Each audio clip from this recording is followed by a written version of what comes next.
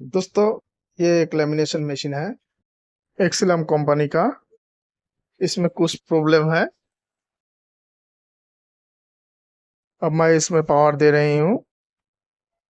इसका देखिए रोलर घूम रहा है, लेकिन यहाँ पे कोई लाइट नहीं चल रहा है। रोलर की मूवमेंट चेंज हो रहे हैं, लेकिन इसमें लाइट वगैरह नहीं चल रहे हैं और हीट नहीं हो रहे हैं।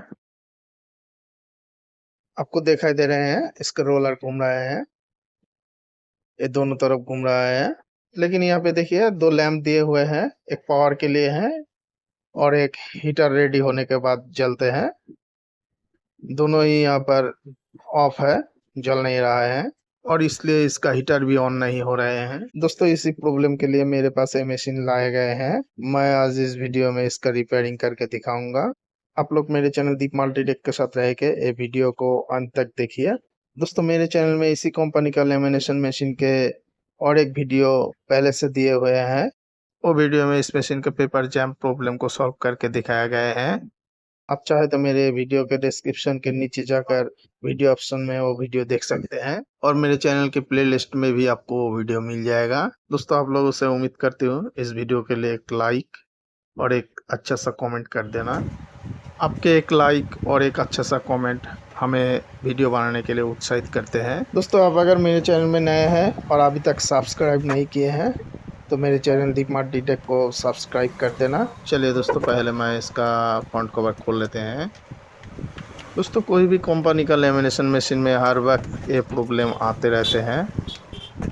दोस्तों, कोई भी कंपनी का इस टाइप का जो लेमिनेशन मशीन है, इसका वायरिंग डायग्राम, सर्किट बोर्ड लगभग सेम होते हैं, इसलिए इसका रिपेयरिंग वीडियो को ध्यान से देखना। इसके बाद लेमिनेशन मशीन रिपेयरिंग करने में आपको कोई भी प्रॉब्लम नहीं आएगा। दोस्तों, मैंने इसका फ्रंट कवर को खोल दिए हैं।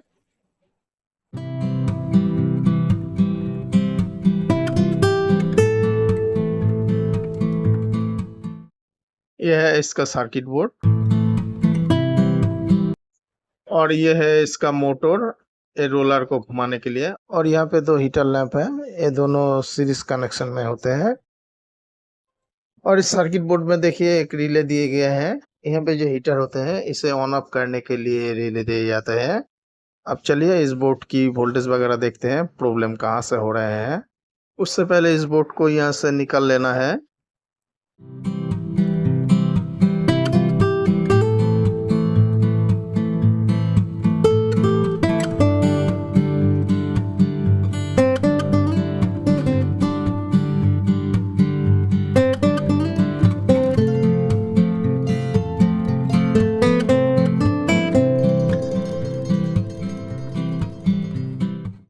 अब दोस्तों, यहाँ पे जो कनेक्शन वायर लगा हुआ है, कौन सा वायर कहाँ पे गए हैं वो देखते हैं। यहाँ पे देखिए दो मोटे व्हाइट वायर है, ये हीटर के लिए है।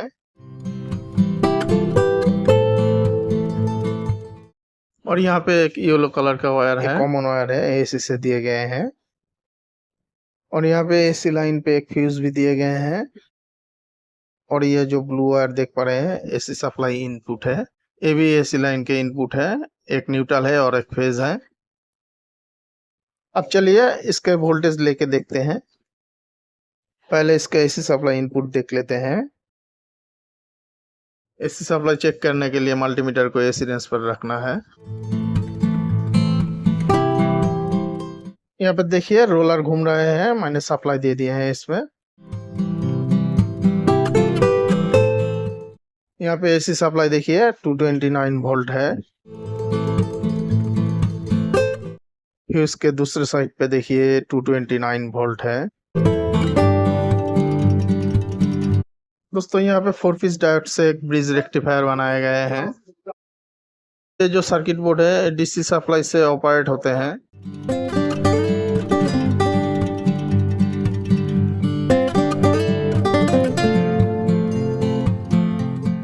पहले ब्रिज रेक्टिफायर में एसी सप्लाई देख लेते हैं कितने आ रहे हैं। यहाँ पे देखिए बहुत ही कम वोल्टेज आ रहे हैं।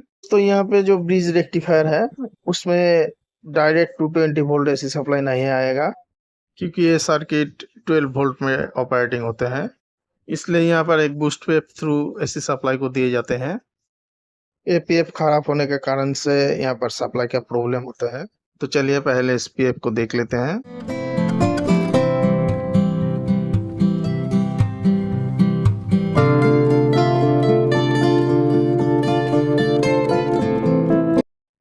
दोस्तों इसका वैल्यू ठीक से दिखाई नहीं दे रहे हैं कैमरा में। इसका वैल्यू है 105J 630 वोल्ट। चलिए मल्टीमीटर से इसे टेस्ट करके देखते हैं।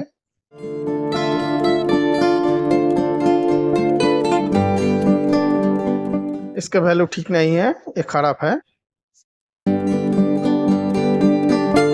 अब यहाँ पर इस पीएफ को चेंज कर लेते हैं। दोस्तों मेरे पास एक 105 पीएफ है, लेकिन इसका वोल्ट है 400 वोल्ट। 250 वोल्ट से कोई भी पीएफ आप यहाँ पर लगा सकते हैं।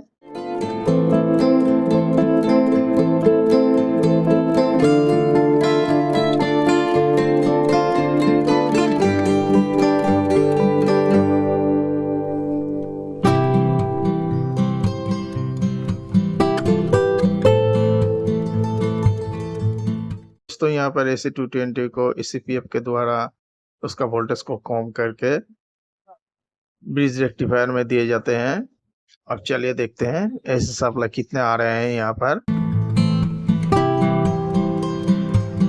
वोल्टमीटर को फिर से AC रेंज पर लाना है।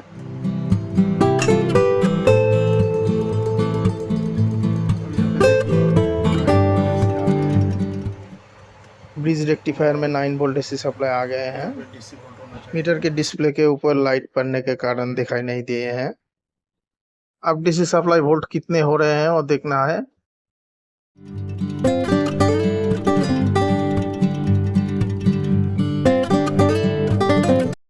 7 पॉइंट समथिंग वोल्ट दिखा रहे हैं। यहाँ पे 18 से 19 वोल्ट तक होना चाहिए था। वोल्टेज यहाँ पे कम है। देखते हैं और क्या क्या प्रॉब्लम है।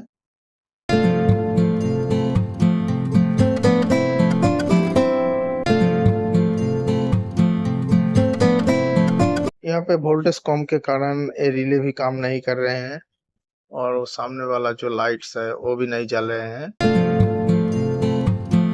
दोस्तों अब देखना है वोल्टेज क्यों इतना ड्रॉप हो रहे हैं और क्या क्या खराब है।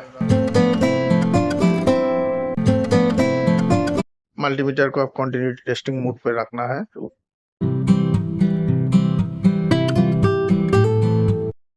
दोस्तों यहाँ पर एक 12 वोल्ट की जीना डायोड है। यहाँ पे आपको बीप के साउंड सुनाई दे रहे हैं। ये जो 12 वोल्ट का जीना डायोड है ये शॉर्ट हो गए हैं।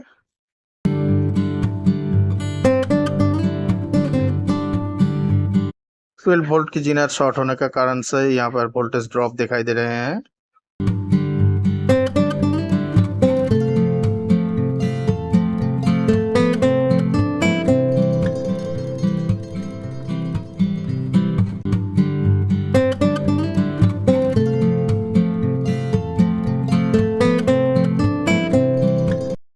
दोस्तों यहाँ पर जनरेटर का एक सिरे खोल कर रखे हैं।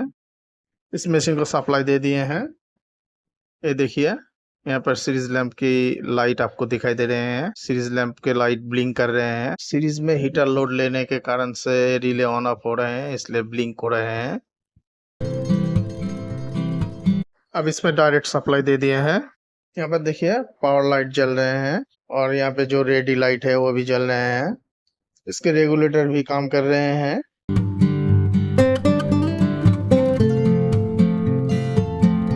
इसका हीटर कॉइल भी हीट हो रहे हैं।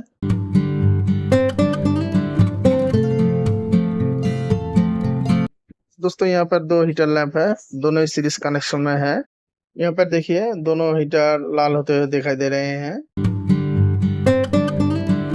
आहिस्ता आहिस्ता इसका हीट बढ़ता जाएगा। दोस्तों इसमें और एक प्रॉब्लम दिखाई दे रहे हैं।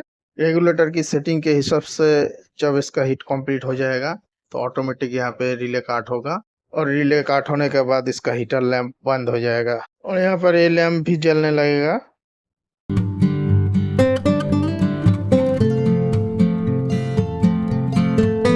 यहाँ पर रेगुलेटर मैनुअली काम कर रहे हैं लेकिन ऑटो काट नहीं हो रहे हैं। दोस्तों वीडियो को छोड़कर कहीं मत जाइए।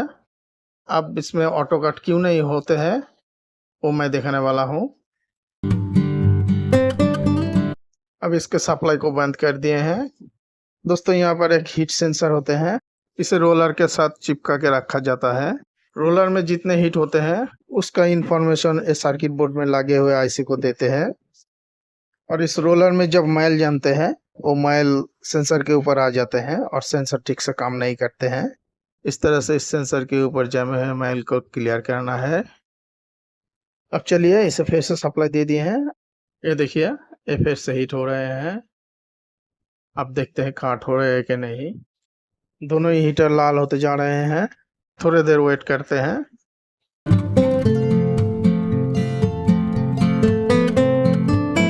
ये देखिए इसका हीटर बंद हो गए हैं और यहाँ पे देखिए ग्रीन लाइट भी जल गए हैं। अब दोस्तों यहाँ पर देखते हैं जिनर खुले हुए कंडीशन में यहाँ पर सप्लाई वोल्टेज कितने आ रहे हैं।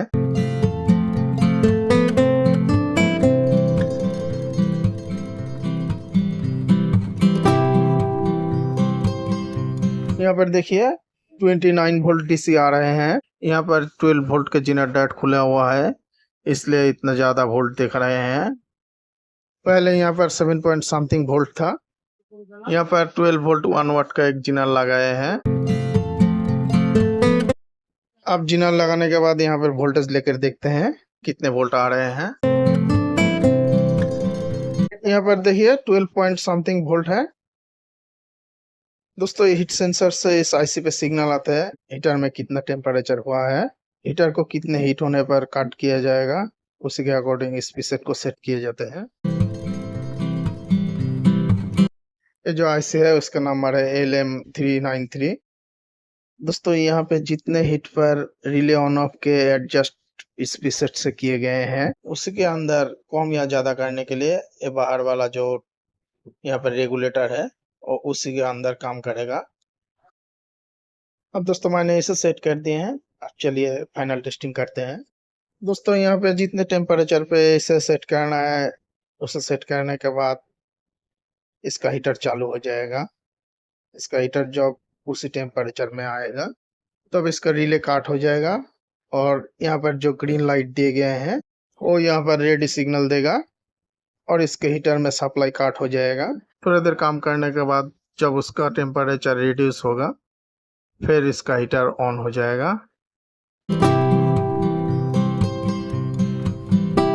अब यहाँ पर देखिए हीटर ऑन हो चुके हैं, आहिस्ता आहिस्ता हीट होते जाएगा।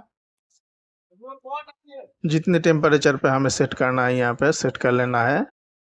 फिर हीटर जब उस टेम्परेचर तक हीट हो जाएगा ऑटोमेटिक इसका डिले ऑफ हो जाएगा और इसका हीटर हीट होना बंद कर देगा। तो अब ये काम करने के लिए रेडी हो गए हैं। ये सिग्नल आपको ग्रीन लाइट देगा। यहाँ मैंने जिस टेम्परेचर पे सेट किए थे उतना हीट यहाँ पर हो गए हैं, ये ग्रीन सिग्नल आ गए हैं।